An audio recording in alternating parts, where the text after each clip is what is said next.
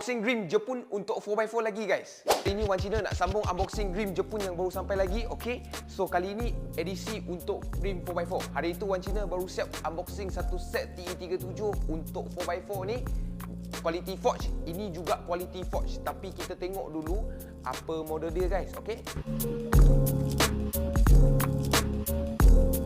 okay guys, so inilah rupa rimnya, A-Lab 07X. Okay, rim ini adalah rim forge daripada race model dia. Okay, buatan Jepun. Kita boleh nampak finishing dia sangat cantik. Okay, korang dah bosan kan tengok TE37 atas 4x4?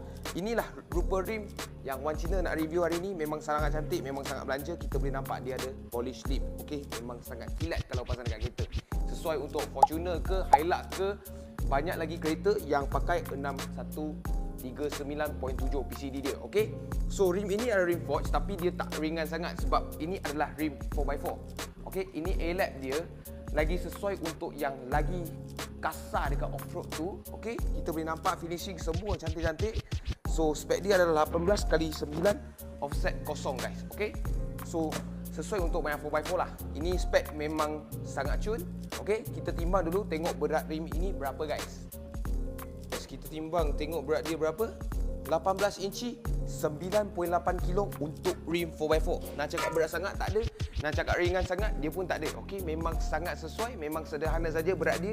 Memang cun lah pasang untuk kereta juga. Okey, so kalau korang berminat dengan rim ni, boleh cari Wan Cina. Itu saja untuk belikan ni. Kalau korang suka belikan ni, tolong like, share dan komen dekat bawah apa yang korang nak tengok seterusnya. Macam biasa, cari rim, cari Wan Cina. Thank you guys.